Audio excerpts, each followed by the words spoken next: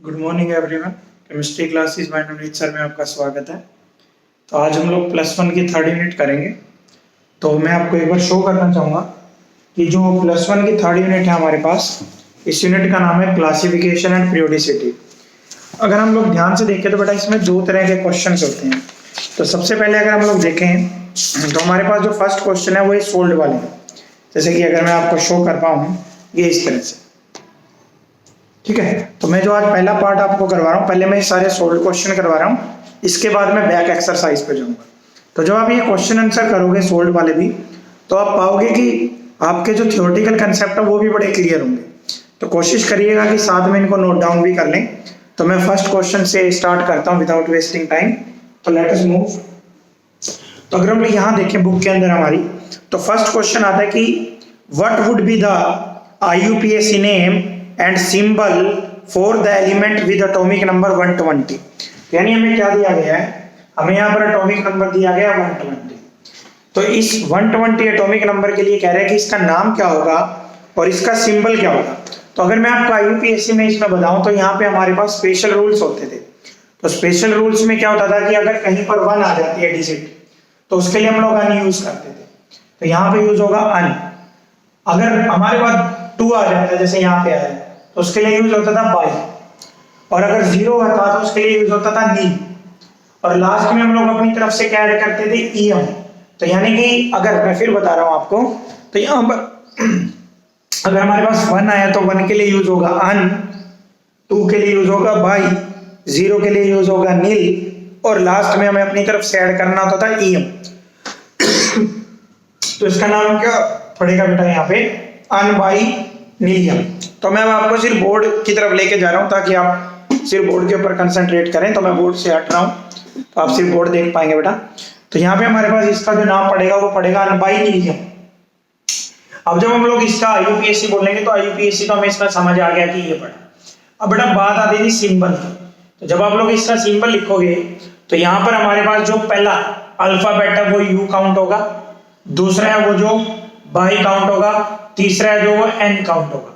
तो हमने क्या करना होता है, यहाँ पे जो पहला अल्फाबेट है वो कैपिटल लिखना है, बाकी सब अल्फाबेट स्मॉल लिखे जाएंगे। तो शॉर्ट में हम लोग इसको क्या बोलेंगे बेटा, UBN। ओके, तो आई थिंक आपको पहला क्वेश्चन समझ आ गया।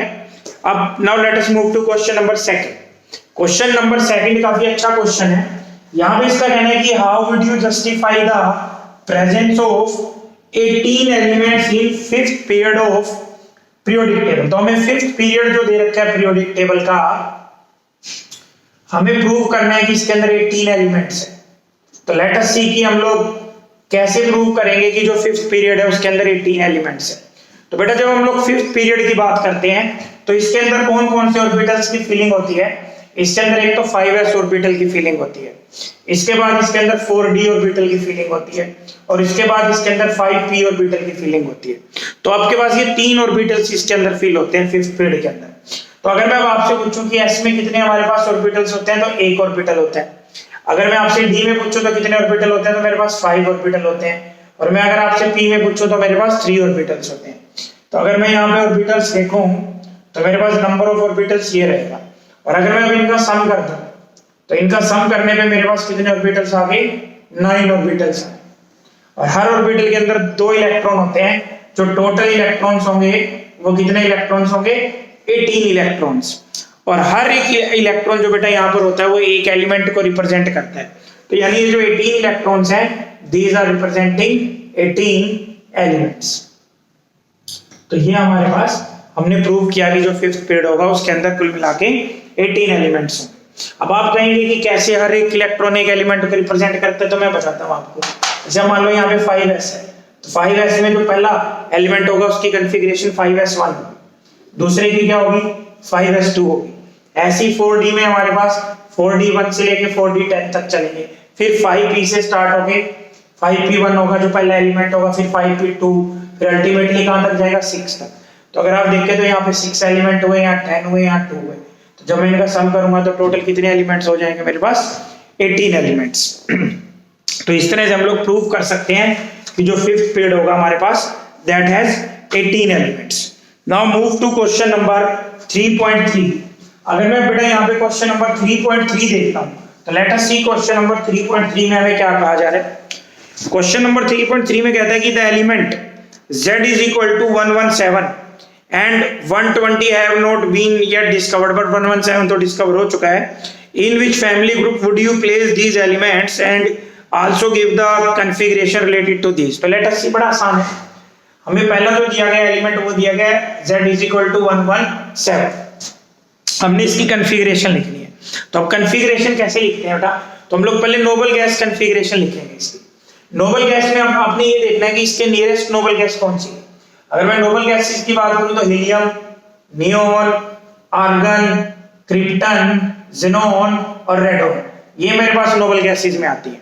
तो यहाँ पर मेरे पास जो हीलियम है, हीलियम का एटॉमिक नंबर कितना रहेगा, आपको सबको पता है 2 रहेगा।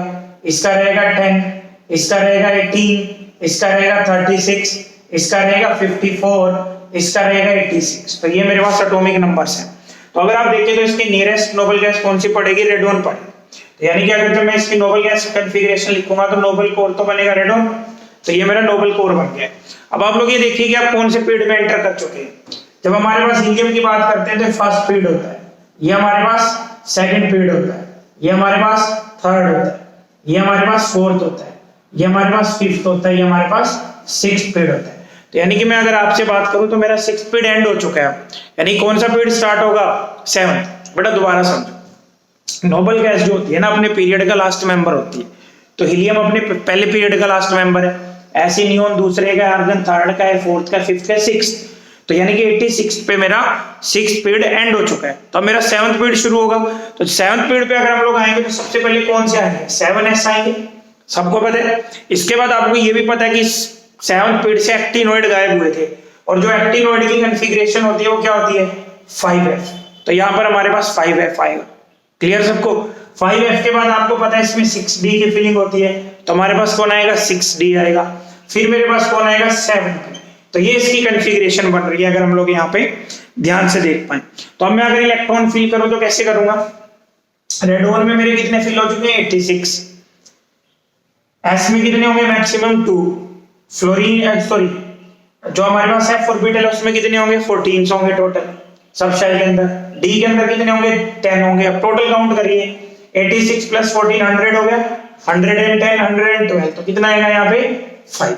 तो यानी कि मेरे पास जो कन्फिगरेशन आएगी दैट विल बी 7p5। तो 7p5 आ गई है। अब इसने हमसे यहाँ पे जो भी इंफॉर्मेशन पूछे हम सारी देते हैं आपको।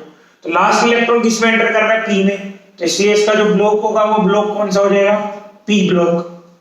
इसके बाद अगर हम लोग इसके पीरियड की बात करें तो वो मैंने आपको पहले ही बता दिया कि इसका पीरियड ये जो हमारे पास प्रिंसिपल क्वांटम नंबर होता है, जैसे यहाँ 7 लिखा है ये बनाता है, तो इसका पीरियड कौन सा होगा, 7th होगा। अब मैं अगर इसके ग्रुप की बात करूं तो ग्रुप निकालना बड़ा आसान होता है बेटे। अब आप लोग एक चीज नोट करिए कि मान लीजिए यहाँ पे p में एंटर किया है, p से पहले कितने आपके पास एलिमेंट आ चुके हैं, तो 2 तो s के आ जाते हैं क्योंकि पहले 2 ग्रुप s के होते हैं। फिर जो बीच में 10 होते हैं वो किसके होते हैं, d के होते हैं। फिर p स्टार्ट होता है।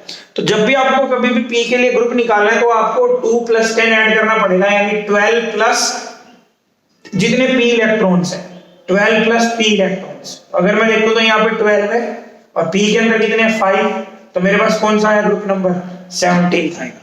तो अगर मैं अब आपसे पूछूं तो आप लोग एक बार ध्यान से देखिए, तो यहाँ पे ब्लॉक कौन सा आया, p ब्लॉक। पीरियड कौन सा आया, 7th आया। ग्रुप की बात करूं तो कौन सा ग्रुप आएगा, 17th ग्रुप आएगा। Clear. Now move to next one. अगले की तरफ चलिए ध्यान से, नेक्स्ट की तरफ चलते हैं हम लोग। तो मैं अगर अगला केस देखूं तो मेरे पास एटॉमिक नंबर है z = 120 है। तो अब इस केस में हमारे पास क्या होगा, इसको लिखने के 2 तरीके हैं। अगर आप बुक के हिसाब से चलोगे तो काफी लंबा पड़ेगा, मैं आपको बड़ा सिंपल बताता हूं। अगर मान लो नेक्स्ट में नोबल गैस लिखूं, इसमें 32 ऐड कर दो तो हमारे पास कौन आएगा, 118 आएगा। तो 118 वाली भी तो नोबल गैस होगी, और 118 वाली का नाम क्या होगा, UUO नाम रहेगा इसका। तो अगर मैं अब यहाँ पर आऊं तो मेरे पास क्या बनेगी कन्फिगरेशन, यहाँ पे कन्फिगरेशन बनेगी UUO। तो UUO में हमारे पास अब कौन सा पीरियड एंड हो जाएगा, 7th पीरियड एंड। तो अब कौन सा स्टार्ट होगा, 8 स्टार्ट होगा, तो 8s आ जाएगा यहाँ पे। तो UUO में मेरे कितने इलेक्ट्रॉन्स खर्च हो चुके हैं, 118। तो यहाँ पे हमारे पास कितने आएंगे, 2। तो अब मैं अगर आपसे पूछूं दोबारा से कि मुझे ब्लॉक बताओ, तो अगर आप यहाँ देखेंगे ध्यान से तो ब्लॉक कौन सा आएगा, S ब्लॉक आएगा। अब मैं यहाँ पे पीरियड देखूं तो पीरियड कौन सा आएगा, 8 पीरियड आएगा हमारे पास। अगर मैं ग्रुप देखूं तो एस, तो क्योंकि शुरू में ही होता है तो एस में जितने इलेक्ट्रॉन्स आपको यहाँ दिखाई दे रहे हैं यही ग्रुप का नंबर होता है।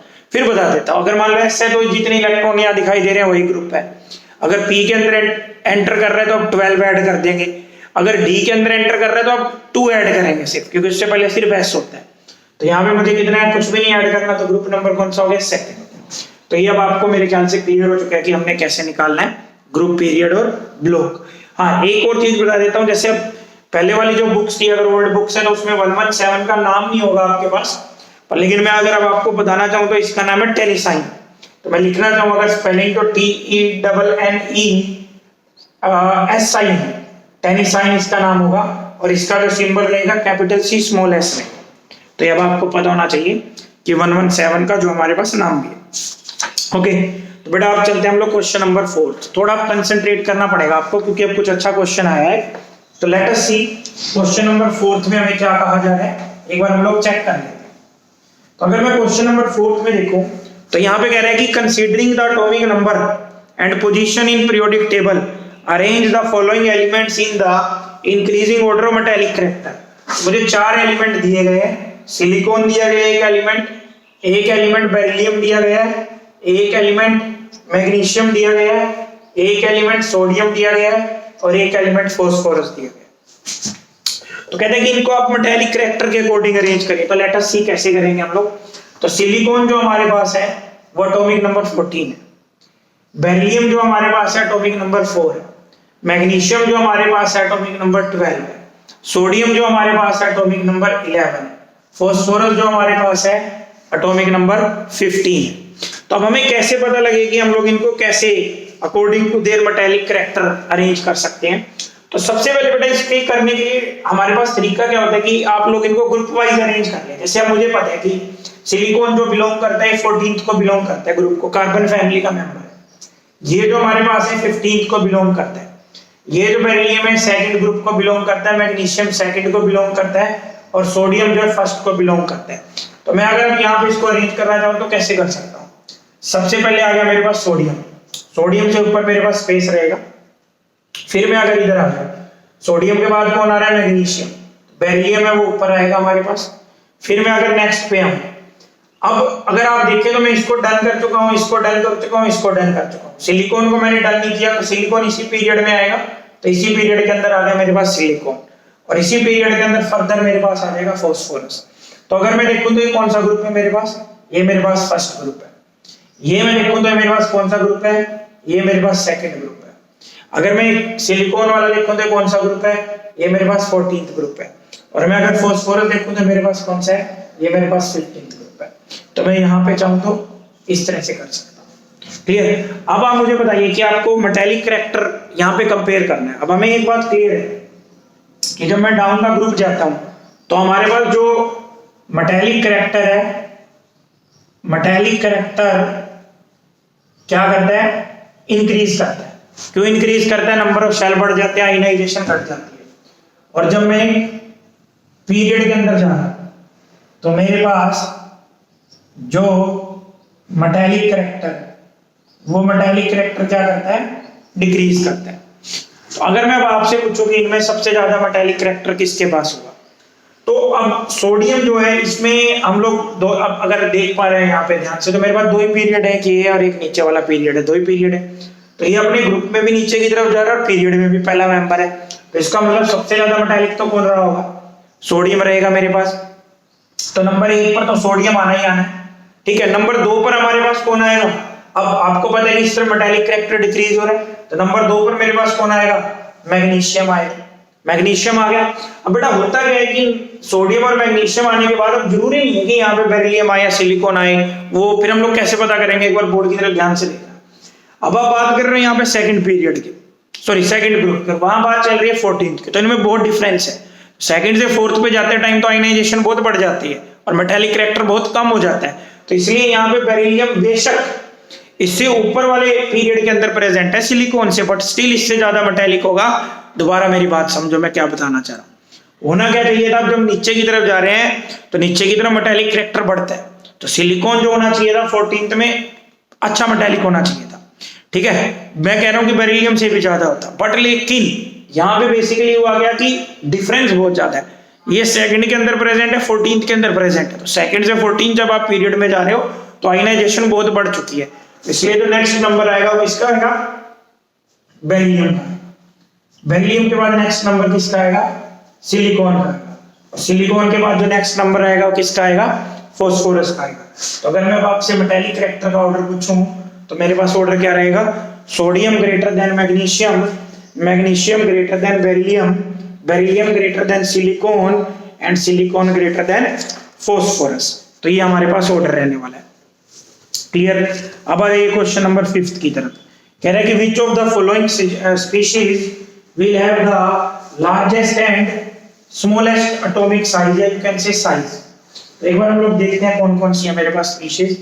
एक तो स्पीशीज है मेरे पास मैग्नीशियम, एक मेरे पास स्पीशीज है मैग्नीशियम 2+, एक मेरे पास यहाँ पर है एल्यूमिनियम, और एक मेरे पास है एल्यूमिनियम 3+। तो ये मेरे पास स्पीशीज दी गई है। तो सबसे पहले हमसे पूछा गया है कि इनमें से किसका साइज सबसे बड़ा है और किसका साइज सबसे छोटा है। तो अगर मैं अब आपसे यहाँ पे नंबर ऑफ इलेक्ट्रॉन्स की बात करूं पहले तो मैग्नीशियम के पास कितने इलेक्ट्रॉन रहने वाले हैं, 12 इलेक्ट्रॉन्स रहने वाले हैं। मैग्नीशियम 2+ के पास कितने इलेक्ट्रॉन रहने वाले हैं, 10 इलेक्ट्रॉन रहने वाले हैं। एल्यूमिनियम के पास देखो तो कितने इलेक्ट्रॉन रहने वाले हैं, 13, और एल्यूमिनियम 3+ के पास फिर कितने इलेक्ट्रॉन रहेंगे, 10। तो अगर मैं यहाँ कॉन्फ़िगरेशन नॉर्मल वाले में लिखूं जो 10th में लिखते थे आप लोग इस तरह से, तो आप लोग क्या पाओगे कि इनके पास तो 2 ही शेल हैं, और इन दोनों के पास कितने शेल हैं अगर मैं आपसे पूछूं तो यहाँ पर 3 शेल है और इनके पास 2 शेल है। तो एक बात तो पक्की है कि मैग्नीशियम 2+ और एल्यूमिनियम 3+ जो है उनका साइज मैग्नीशियम और एल्यूमिनियम से तो कम है, और वो वैसे भी हमें पता था कि कैटायन का साइज पेरेंट एटम से कम होता है। बट अब हम इन दोनों में कंपैरिजन कर रहे हैं, तो ये दोनों के पास ही 2 शेल हैं, तो अब देखना है कि दोनों में से स्मॉल कौन होगा। तो अगर आप यहाँ न्यूक्लियर चार्ज की बात करें, मैग्नीशियम का एटॉमिक नंबर 12 है, तो इसका जो न्यूक्लियर चार्ज रहेगा कितना रहेगा, +12, और यहाँ न्यूक्लियर चार्ज कितना रहेगा, +13। तो आपको ये भी क्लियर है कि जब न्यूक्लियर चार्ज ज्यादा हो जाता है तो रेडियस हमारे पास क्या हो जाती थी, कम हो जाती थी। तो अब मुझे ये बताइए कि यहाँ पर न्यूक्लियर चार्ज किसका ज्यादा हुआ है, एल्यूमिनियम 3+ आयन में, तो इसलिए एल्यूमिनियम 3+ आयन होगा, वो स्मॉलेस्ट होगा। फिर दोबारा देखो एक बार, पहले हमने इलेक्ट्रॉन्स लिखे, कॉन्फ़िगरेशन लिखी, बात क्लियर थी कि एल्यूमिनियम 3+ और मैग्नीशियम 2+ में 2 ही शेल है, जबकि एल्यूमिनियम और मैग्नीशियम में 3 शेल है। तो अगर मैं अब यहाँ पर देखूं इसमें भी 2 शेल है, इसमें भी 2 शेल है, तो यहाँ पर हम मैटर करेगा न्यूक्लियर चार्ज। तो न्यूक्लियर चार्ज किस केस में ज्यादा है, एल्यूमिनियम में ज्यादा है, तो इसलिए एल्यूमिनियम की जो रेडियस होगी वो कम होगी और एल्यूमिनियम का साइज स्मॉलेस्ट होगा। अब मैं अगर यहाँ देखूं, यहाँ पर अगर आप देखें तो नंबर ऑफ शेल सेम है, 3 है, पर लेकिन इस केस में फिर न्यूक्लियर चार्ज मैटर करेगा, न्यूक्लियर चार्ज कम है तो रेडियस बड़ी होगी, तो इसलिए जो साइज बड़ा होगा किसका होगा, मैग्नीशियम का। तो इसका जो साइज होगा वो लार्जेस्ट होगा, और जो एल्यूमिनियम का साइज होगा वो स्मॉलेस्ट। तो ये हमारा क्वेश्चन नंबर था बेटे 5th। अब आ जाइए क्वेश्चन नंबर 6 की तरफ चलते हैं। लेट अस सी की क्वेश्चन नंबर 6 में क्या कह रहा है। यहाँ पे कहता है कि आयनाइजेशन एनर्जी की, मतलब बहुत ही अच्छा क्वेश्चन है, तो आपने बड़ा ध्यान से देखना है, बुक से ज्यादा समझ नहीं आएगा आपको। लेट अस सी क्या कह रहा है क्वेश्चन के अंदर, मेरे पास कुछ एलिमेंट दिए गए हैं, जैसे मुझे सोडियम दिया गया है, मैग्नीशियम दिया गया है और सिलिकॉन दिया गया है, साथ में आयनाइजेशन एनर्जी दी गई है। सोडियम की आयनाइजेशन एनर्जी दी गई है 496, मैग्नीशियम की दी गई है 737 और सिलिकॉन की दी गई है 786, और यूनिट यहां पे दी गई है kilo joule mole inverse. Clear है सबको। और कहते हैं कि ये बताइए कि जो यहां पर एक बीच में एलिमेंट मिस किया गया एल्यूमिनियम, कहते हैं कि आपने ये बताना है कि जो एल्यूमिनियम की आयनाइजेशन एनर्जी है वो 575 होगी या फिर 760 होगी। तो इन दोनों में से कौन सा ऑप्शन आपको करेक्ट लगता है। बोर्ड जीरो देखिए, अब नॉर्मल टेंडेंसी क्या होती है एक स्टूडेंट की कि जैसे जैसे मैं पीरियड में चल रहा हूँ, पीरियड में चलूंगा तो अभी मैंने आपको बताया था इलेक्ट्रॉन को निकालना मुश्किल हो जाएगा, आयनाइजेशन बढ़ेगी, तो लगातार बढ़ भी रही है, तो हम लोग 760 को चूज करते हैं यहाँ पे। बट एक्चुअल में ये हमारे पास जो है एक एक्सेप्शनल केस है। यहाँ पर एक्सेप्शनल केस कैसे है, लेट अस सी मैं आपको बताता हूँ। यहाँ पे एक्सेप्शनल केस है ये दोनों, मैग्नीशियम और एल्यूमिनियम। तो अगर मैं मैग्नीशियम के केस में लिखूं यहाँ पे, तो मैग्नीशियम के केस में हमारे पास क्या होता है, एटॉमिक नंबर होता है 12 और एल्यूमिनियम के केस में एटॉमिक नंबर होता है 13। तो यहाँ पे जो कॉन्फ़िगरेशन बनेगी वो बनेगी नियोन 3s2, जबकि यहाँ क्या बनेगी नियोन 3s2 3p1। तो हमें जो यहाँ पे इलेक्ट्रॉन निकालना है कहां से निकालना है, p से निकालना है, और यहाँ पे जो हमें इलेक्ट्रॉन निकालना है वो कहां से निकालना है, s से निकालना है। तो न्यूक्लियस के क्लोज कौन होता है, s। तो जो पेनिट्रेशन इफेक्ट है, s का जो पेनिट्रेशन इफेक्ट है वो ग्रेटर होता है p के पेनिट्रेशन से। मतलब समझाता हूं, इधर देखना, सेम शेल है थर्ड, तो लेट करोगी ये मेरा पहला शेल हो गया, मेरा दूसरा शेल हो गया, मेरा थर्ड शेल हो गया, इक्वल टू 3। तो यहाँ पे 3 सब शेल है, एक s एक p और एक d। तो न्यूक्लियस के क्लोज किसके इलेक्ट्रॉन्स होंगे, s के होंगे, फिर थोड़ा दूरी के ऊपर किसके होंगे, p के होंगे, और फिर बिल्कुल दूर किसके होंगे, d के होंगे। तो इलेक्ट्रॉन निकालना किसमें से मुश्किल है, s में से। तो इसका मतलब s का पेनिट्रेशन इफेक्ट है वो ज्यादा है इन कंपैरिजन टू p, और p का d से। तो यहाँ पे एक एक्सेप्शनल चीज लगती है, इस इफेक्ट का नाम होता है बेटे पेनिट्रेशन इफेक्ट। तो यानी कि होना क्या चाहिए था हमारे पास, सही बात है कि जब हम लोग पीरियड में जाते तो आयनाइजेशन बढ़ जानी चाहिए थी, बट लेकिन मैग्नीशियम की जो आयनाइजेशन है वो एक्सेप्शनली हाई हो गई है, इतनी नहीं होनी चाहिए थी 737, 496 से सीधा 737, क्लियर, ये होनी चाहिए थी 520 के आसपास, क्लियर। पर लेकिन इतनी ज्यादा क्यों हुई, तो मैंने रीजन आपको बताया, कौन सा इफेक्ट, पेनिट्रेशन। क्योंकि मैग्नीशियम के केस में जो इलेक्ट्रॉन निकालना है किससे निकालना है, s से निकालना है, और एल्यूमिनियम के केस में किससे निकालना है, p से निकालना है। तो यानी कि ये जो हाई है ये एक्सेप्शनल है। तो अगला जो हमारे पास आएगा वो 575 आएगा। तो एल्यूमिनियम की जो होती है कितनी होती है, 575। तो आपके पास ये क्वेश्चन भी आया पहले कि why magnesium has exceptionally high ionisation energy than aluminium. तो उसके पीछे रीजन क्या है कि मैग्नीशियम के केस में पेनिट्रेशन इफेक्ट लगता है, हमें जो इलेक्ट्रॉन है वो s से निकालना पड़ता है, तो यही इसके पीछे रीजन रहेगा। Now move to question number 3.7।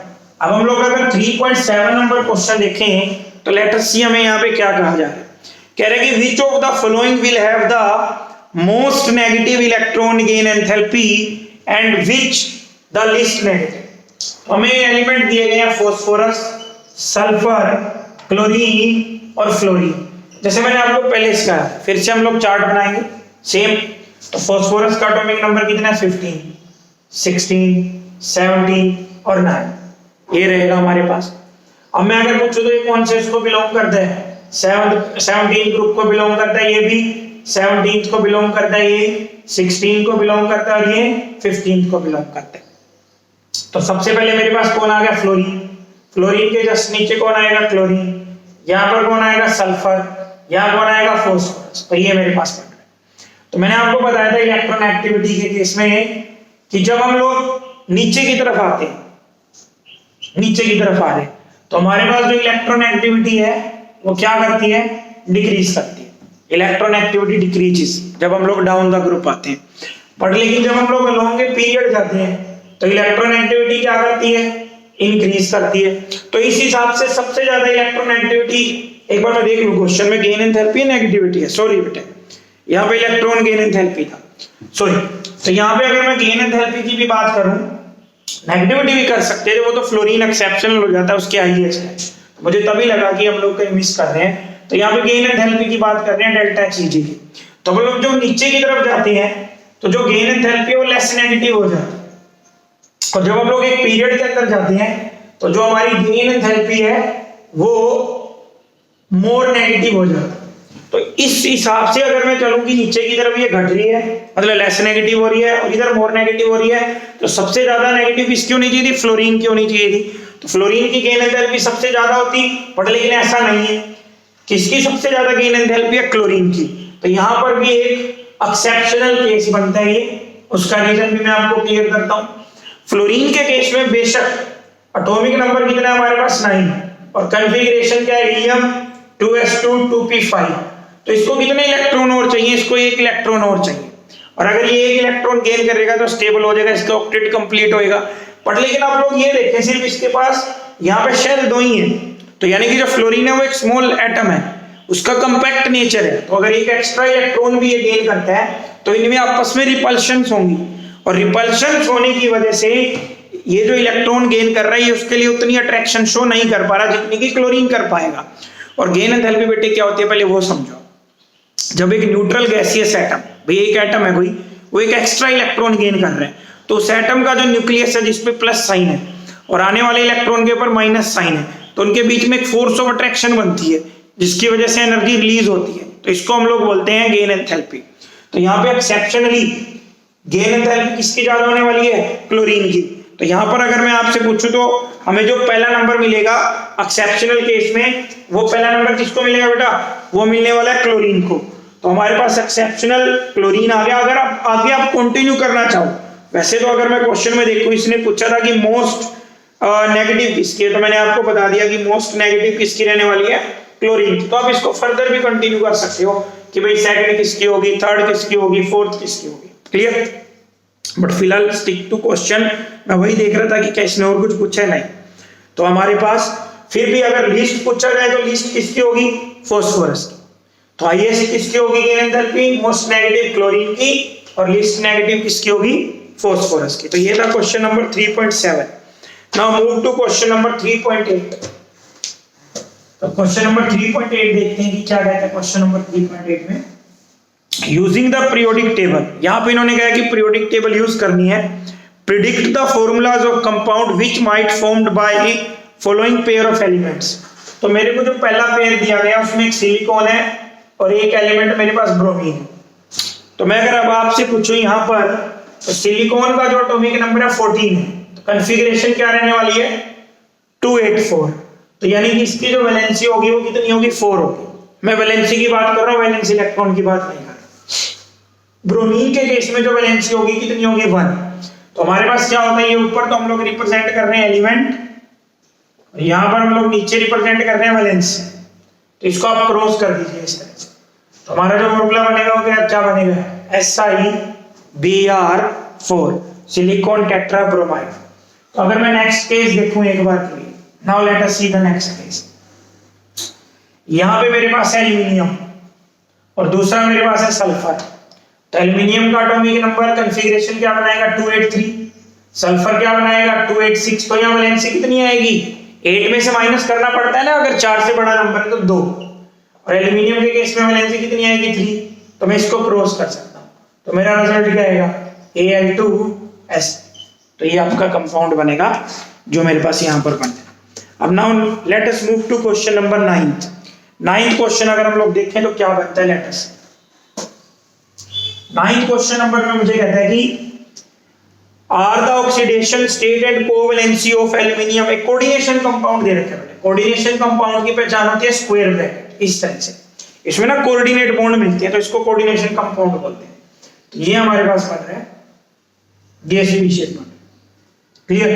यहां पे कहते हैं कि क्या यहां पर जो ऑक्सीडेशन स्टेट है वो कोवैलेंसी है वो सेम होगी। तो लेट अस सी देखते हैं। तो मैं पहले इसकी ऑक्सीडेशन स्टेट निकाल रहा हूं, इसको x मान लेंगे। ये x हो गया। क्लोरीन का कितना होगा, -1। वाटर का न्यूट्रल माना जाता है, वाटर तो उसका 0 ऑक्सीडेशन होता है, तो यहाँ पे 0 हो गया। ओवरऑल चार्ज इक्वल में आएगा, तो इक्वल में कितना है, +2। तो ये उधर जाएगा तो x की वैल्यू कितनी आएगी, +। तो यानी कि जो मेरा एल्यूमिनियम है उसका जो ऑक्सीडेशन नंबर है वो कितना है, +3। बट लेकिन अगर कोवैलेंसी की बात देखें तो सेंट्रल के साथ जो एटम्स अटैच होते हैं that is known as covalency. तो यहाँ पर कितने अटैच है, एक तो क्लोरीन अटैच है और 5 वाटर अटैच है, तो टोटल कितने अटैच हुए, 6। तो यानी यहाँ पर जो कोवैलेंसी आएगी बेटे दैट कोवैलेंसी विल बी 6। तो अगर मैं अब आपसे पूछूं कि ऑक्सीडेशन नंबर कितना है, तो +3 है और जो कोवैलेंसी रहेगी वो रहेगी 6। Now move to last question number 10। Question number 10 में हमें कहा गया है कि show by a chemical reaction with water that Na2 is a basic oxide and Cl2O7 is an acidic oxide. तो बड़ा आसान है। अगर आपने Na2O को वाटर से रिएक्ट करवाया, ये तो आपने 10th क्लास में भी पढ़ा है, तो आपके पास NaOH एक्वस बनेगा और सभी को पता है क्या होता है, बेस होता है। दूसरी तरफ अगर आपने Cl2O7 को वाटर से ट्रीट किया तो आपके पास जो प्रोडक्ट बनेगा वो बनेगा HClO4। क्लियर। जो एसिडिक नेचर का होता है हमारे पास, स्ट्रॉन्ग एसिड के अंदर आ जाता है। तो अब बाकी इसको आप कंफर्म कर सकते हैं लिटमस टेस्ट से, ये ब्लू को रेड में कन्वर्ट करेगा, रेड को ब्लू में कन्वर्ट करेगा। तो ये मेरे पास क्या बना, एसिड, ये बना बेस। तो ये 2 रिएक्शंस आपने शो करनी है यहाँ पर। तो इसी के साथ मैंने आपको सोल्ड वाला पार्ट फिनिश किया है, साथ के साथ अब मैं अपलोड करूंगा इसकी एक्सरसाइज का पार्ट। Thank you.